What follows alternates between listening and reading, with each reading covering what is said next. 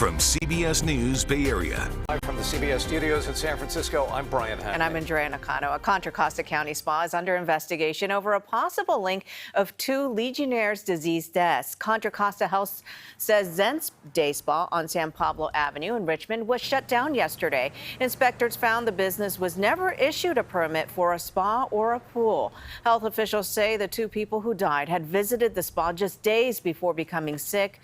A third person was infected after using the jacuzzi tub at the spa in June, but is okay.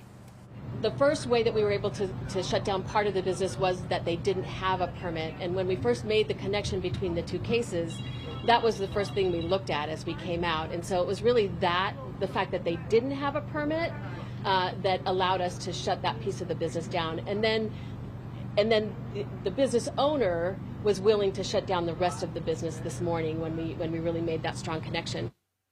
Contra Costa Health says symptoms of Legionnaire's disease include shortness of breath, fever, chills, and cough. They urge anyone who recently visited the spa and are experiencing these symptoms to be on the alert and alert their healthcare provider.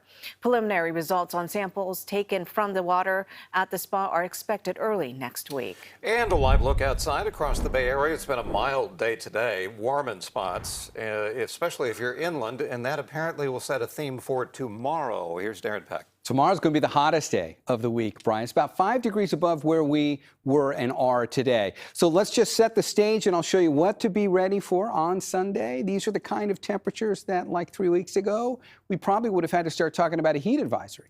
But we've gotten kind of acclimated to this so far. First of all, what would average be? Take a look at your part of the Bay. 88 would be average in Concord. 71 would be the average in Oakland. Now, let me show you why tomorrow's going to be noticeably warm. You're 10 degrees above average in Oakland when you go to 81.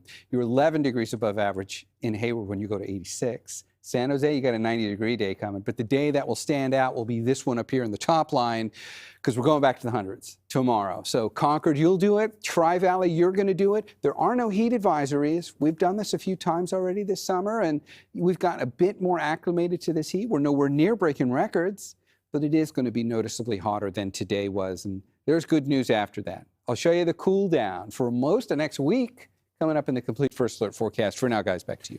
Now to the peninsula where students are rallying for climate justice in San Mateo. Climate change is not alive. Do not let our planet die. Climate change is not alive. A group of demonstrators holding signs marched down the street towards Central Park. The rally is an annual event put together by the San Mateo Youth Chapter of Citizens Climate Lobby. People gathered around the stage to listen to speakers talk about this summer's record heat. Taking a live look at Oakland, it has been 6 months since Oakland Police Chief LaRon Armstrong was fired. The police commission is just starting the process of finding his permanent replacement. In the meantime, crime is spiking in Oakland. John Ramos has more on the search for a police chief. The firing of Police Chief LaRon Armstrong was a complicated political affair, but now that the police commission is tasked with finding his replacement, they're invoking the will of the people to help make their selection. At community forums this weekend and next, the Oakland Police Commission is seeking public input as they begin the search for a new person to lead the department. We've all seen that this is a challenging job that comes with a lot of sort of political dynamics. That was only increased by the way former Chief LaRon Armstrong was let go. Despite having considerable support, especially in the African-American community, Armstrong was fired by Mayor Sheng Tao before the police commission could even express their views on his performance. Do you feel like the wants and needs of the people have been part of the consideration when you talk about the politics behind this in the past? Always.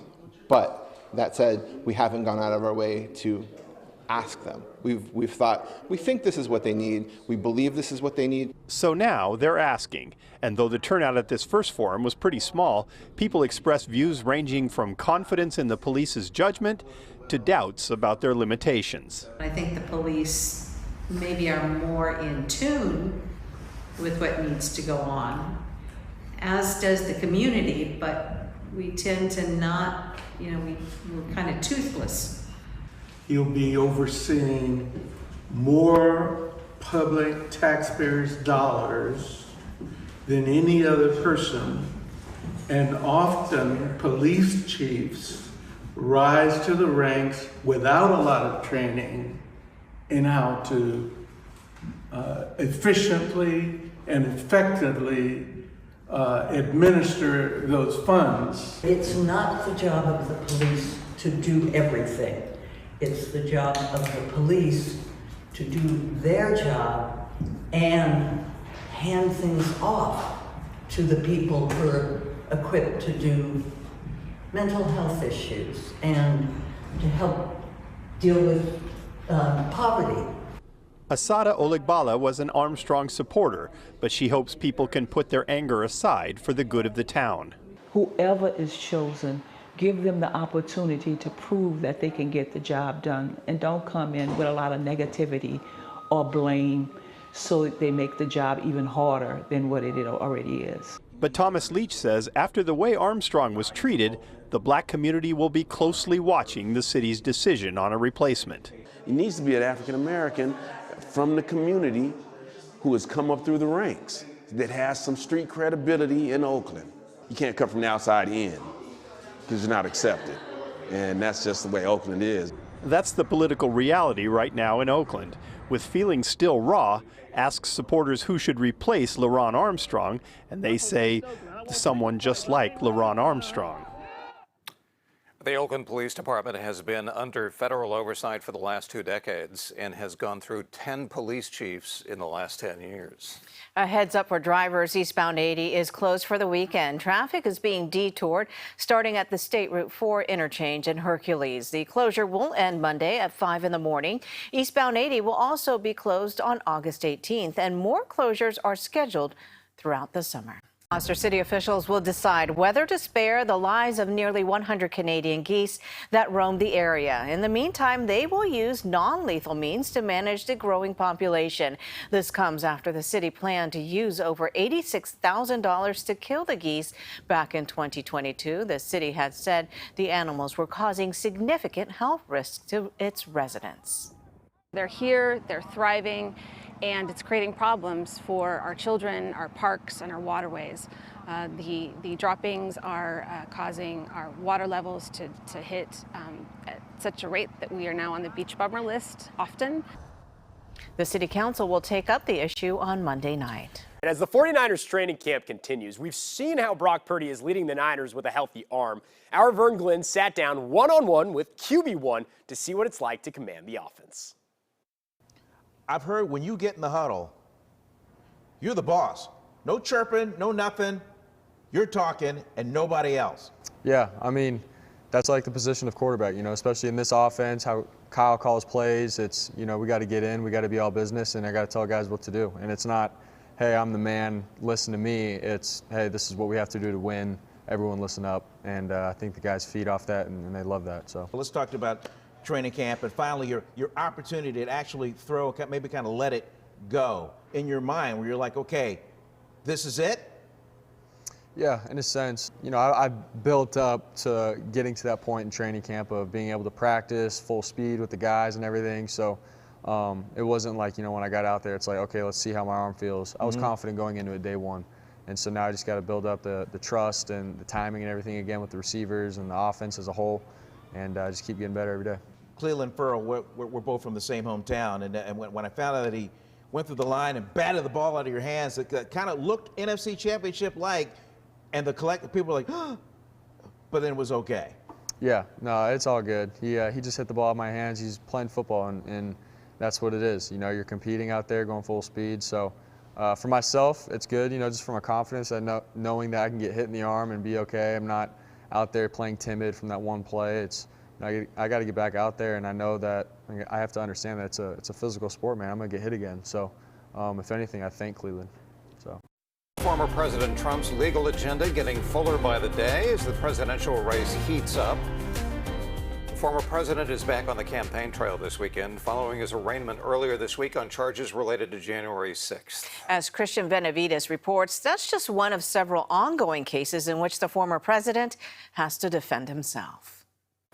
Soon after his third indictment, former President Donald Trump took to social media, writing, "If you go after me, I'm coming after you." That post included in a new filing by special counsel Jack Smith asking for a protective order barring Trump and his attorneys from disclosing any of the materials they received during the discovery process in the January 6th case so as not to intimidate witnesses.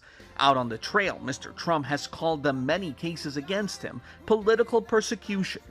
Biden and his protectors know he cannot win this race any other way. Vice President Mike Pence and GOP presidential rival said he has no plans to testify in the D.C. case, but if asked, we'll obey the law, we'll respond to the call of the law if it comes, and we'll just tell the truth. Florida Governor Ron DeSantis did for the first time dismiss Trump's election theories as false. It was not an election that was conducted the way I think we want to, but that's different than saying like Maduro stole votes or something like that. And I think those theories, proved to be unsubstantiated. Mr. Trump's schedule could get complicated. On Thursday, he's got a hearing in Florida, and a trial date will be recommended for D.C.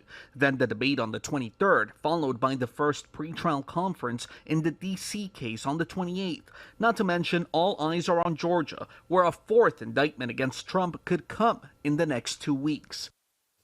The Trump legal team responded to that new motion request, asking for 3 extra days to respond, but special counsel Jack Smith responded a few moments later, asking the judge to not allow the delay, saying the government is ready to move forward and the defendant is standing in the way. 3 Bay Area mayors faced off in a fierce grape stomping competition today. 5, 4, 3, 2, 1. Woo! And away they go. San Jose Mayor Matt Mahan, Santa Clara Mayor Lisa Gilmore, and Milpitas Mayor Carmen Montano hopped into barrels full of grapes. They had 1 minute to stomp their way to victory. The event, part of the annual Italian Family Festa held in San Jose. And the grand winner, you have him, San Jose's Mayor Matt Mahan. I'm still out of breath. That was fun. I thought that a minute would be very short, but when you're stomping for 60 seconds, you're out of breath. The event not only for politicians, anybody can sign up for it, and you still have time. The event continues tomorrow, Andrea. Okay.